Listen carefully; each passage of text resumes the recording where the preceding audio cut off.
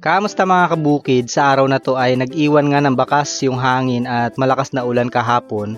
Kaya ayan, susubukan ko kung marirecover ko pa itong puno ng papaya namin. At naisipan din ni Jinky ngayon na magtanim ng mga iba pang halaman dito sa may puno ng aming palmera. Parang pinapangarap niya yata maging landscaper.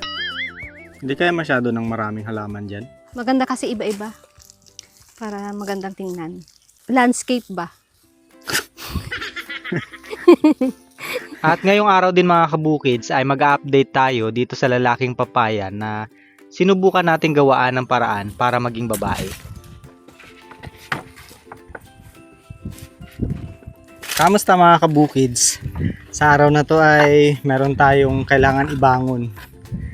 Kahapon kasi napakalakas ng hangin at ulan at nag-iwan ng bakas yung ating bagyo. Ayan, yung aming papaya dito na ang ganda na sana ng bunga nyo. Ang lalaki na. Ito po ay napakita ko na rin sa inyo nung mga nakaraang linggo.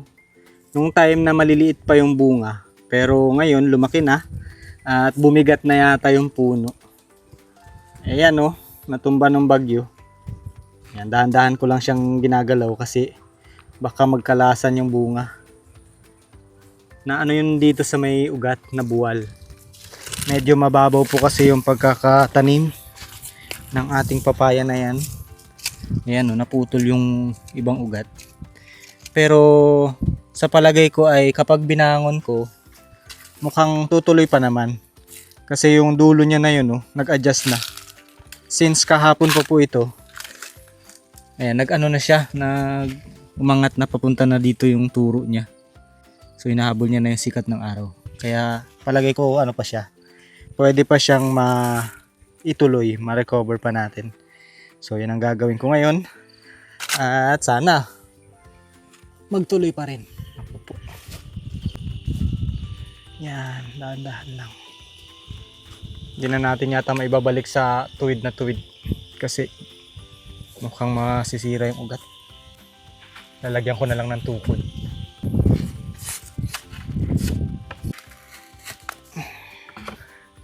Hindi na siguro yan maibubuwal ulit. Matibay na.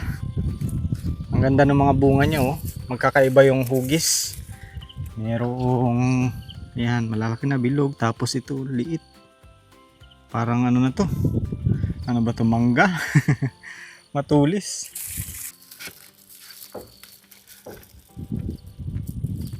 Pwede na sanang pang ano to. Pang tinola. Sabi siguro nung bagyo. Ang tagal yung gulayin ha. Sige, itutumba ko na. Para mapilitan na kayong gulayin tong papaya na to.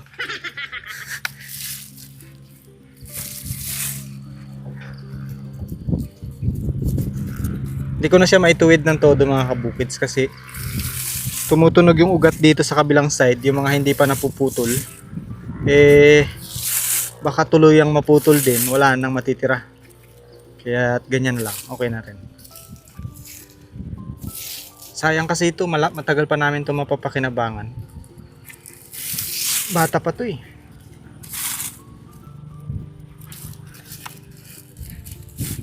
Oh, nalaglag na nga. Yan yung kanina na parang ano. Mukhang yan ang ulam natin mamaya.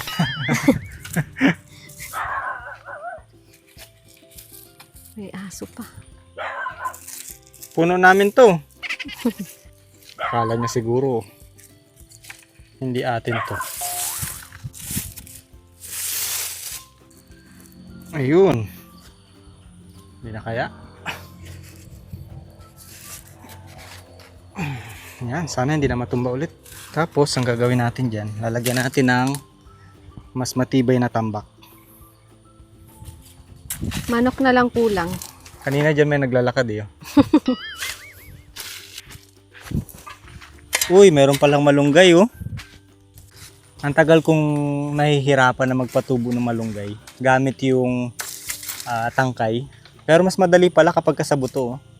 Ayan, meron na kaming napatubo dito. Na tumubo pala. Tapos doon yung iba nilipat na ni Jinky sa paso. Malalaki na sila. So, sa mga nahihirapan dyan mga kabukids na magpatubo ng tangkay ng malunggay, mas maganda po sa buto. Madali lang. Madali lang siya. Yun nga lang, medyo matagal-tagal yung aantayin. Pero habang lumalaki, pwede nang kunin yung yung dahon. Oo. Dahon din naman yung ginugulay. Tapos, tatambakan pa ng lupa. Tambakan natin, pati yung mga nabubulok na bagay-bagay. Tambak natin dyan.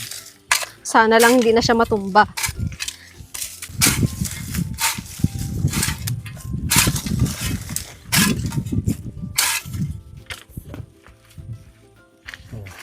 Okay.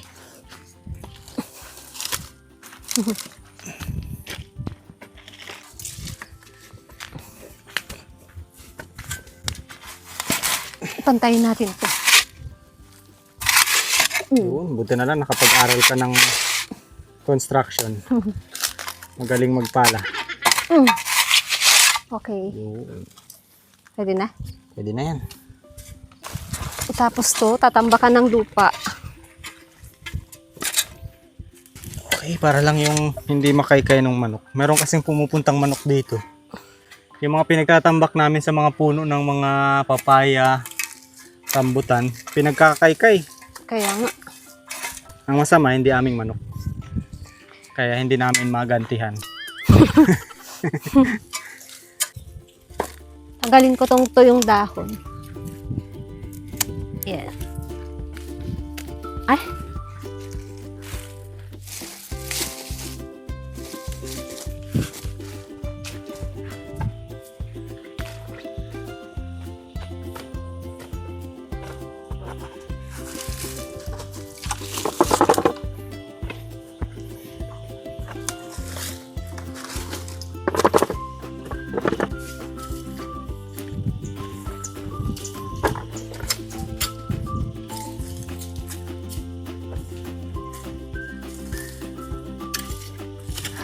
Eto gusto ko rin lagyan, Gob.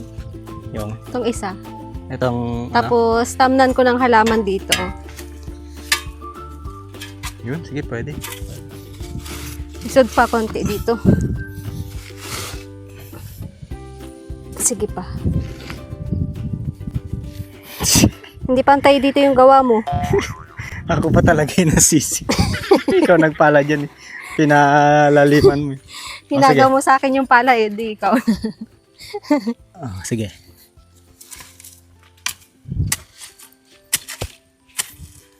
Kung matatandaan nyo guys, itong palmera na to ay tinanim natin nung nakaraang taon din lang. Ngayon malaki na oh. Ang laki na talaga. Pero nung tinanim natin malaki na rin siya. Ngayon naglago na yung ugat dito. Nagkalat na. Kaya matibay siya eh. Hindi natumba. Malaki na yung ugat niya eh. Nung nakaraan, shape lang talaga ng timba. Kung ano yung shape ng timba, yun yung ugat niya. Kasi nakatanim siya sa timba. Oo. Okay. Okay na. Tatambakan na lang ulit.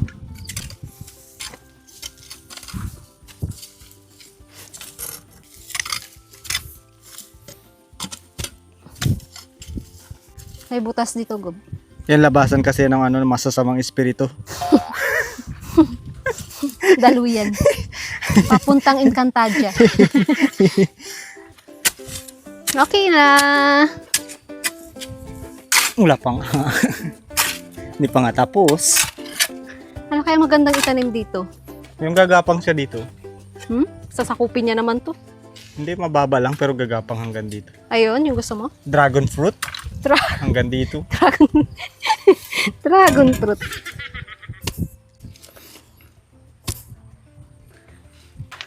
Tanim natin itong Queen of the Night. Kasi ito mahaba yung kanyang tangkay mga kabukids. Kaya maganda dito itatali kapag lumaki siya. Tapos yung bulaklak niya nakalaylay ng ganun. Parang yung nakaraang ginawa niya. Guys. At ngayon, wala na siya. Uulitin niya naman. Sa gitna, dito na. Sa gilid lang. Gilid lang. At least ngayon mas maganda na yung kanyang paglalagyan. Oh, okay. Lalaki kaya siya dito? Malalaman natin yan kung paano mo alagaan. Maganda gilid lang, Bob. Eh, paano siya kapag lumaki, edi hindi siya matalian? Kakapit siya pag ganun. Oh, pwede na rin yan. Hmm? Pwede na rin. Okay na rin? Oo. Okay na yan. Ano? Yan na rin kasi yung inabot ng sipag mo.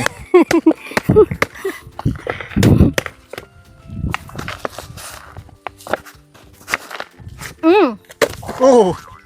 Sira. Matibay. Yan. Para pag lumaki siya, mayroon siyang sasandalan. Ano kaya? Aha. Pili, pili. Ito na lang, no? Itatanim kita dito. Dito na lang sa gilid.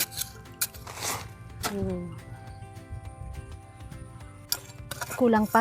Hanap pa ako ng itatanim ko. Sa kapitbahay. Manghihingi pa ako. Manghihingi pa ako sa kapitbahay. Ito, dito ko na lang itatanim para dumami siya. Hindi kaya masyado ng maraming halaman dyan. Maganda kasi iba-iba. Para magandang tingnan. Landscape ba? Ano ka na ngayon? Landscaper. Oo. Dami naman masyado. Dapat ba 4 lang? Oo. Mga in-expect ko nga, kanto-kanto lang eh. 4. So, isa na lang. 1 na lang. 1 ha? Dapat lang kasi wala nang space. Punong-puno na to eh. Yan. Kuha ako dito ng isa. Para hindi boring. Boring kasi ng konti. Ayaw mo ha. Hindi din sila dadami dito kasi yun nga may palmera. So okay lang. Para hindi namang magulo tingnan. O, diba? Maganda na. Tapos kapag lumago man sila, bawasan na lang.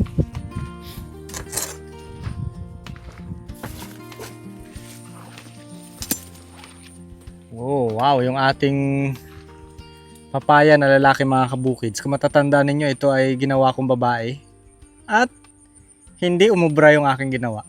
Ayan, humaba ulit yung kanyang mga bulaklak. So, sa madaling salita, hindi po nag-work sa aking experience yung ganito. Yung tusok. Nilagyan ko ng tusok na cross dyan. Tapos, tinanggalan ko ng mga bulaklak to. And pagkaroon niya ng bulaklak, ganyan pa rin. Kaya sa araw na to ay susubok tayo ng panibago na namang style. Kasi may napanood pa ako. Iba naman yung ginawa niya. So ngayon, napuputulin ko naman siya. Puputulin ko siya. Tapos, gagayahin ko rin ulit yung nakita ko. Tutusukan ko siya ng itak na ganyan para magkaroon ng biyak at puputulin. Baka sakali na kapag nagsibol, nagkaroon ulit ng panibagong sanga, babae na. So, pangalawang beses, pangalawang try natin to. Sabi ko nga sa inyo, di ba, i-update ko. Kaya ito na po yung update. Ayan, no? Yung kanyang pinagtusukan, meron ng sumisibol dyan. Kaya, at ngayon, iba naman. Bunutin na natin. Lalakwe pa din. Lalaki pa rin eh. Pero sa iba, nagsasabi sila, nag-work yung ganyan sa kanila eh. Ngayon sa akin, hindi. Okay lang. Subukan naman natin yung iba. Tusukan natin sa gitna. Oh, matigas.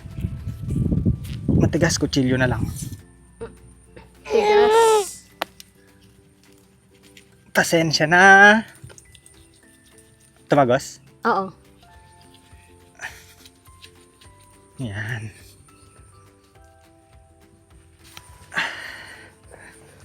Tapos, dito.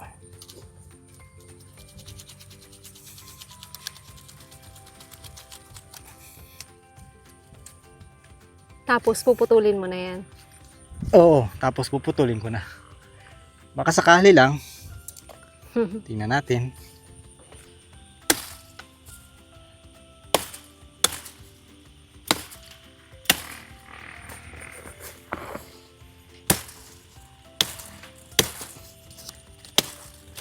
Yeah! Okay! Yan na, meron na tayong isang bungkus ng papaya blossom.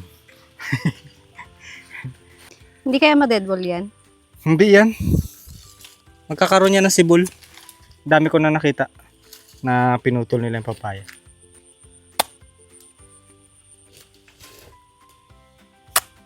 Yan, ang dami ko nang ginawa sa papaya. So, ayan mga kabukids, ang update natin sa papayang lalaki. Pangalawang subok na natin to. Magkaiba yung ginawa nating strategy. At update ko ulit kayo sa pangalawang beses kung ano po yung mangyayari dito sa papaya na to.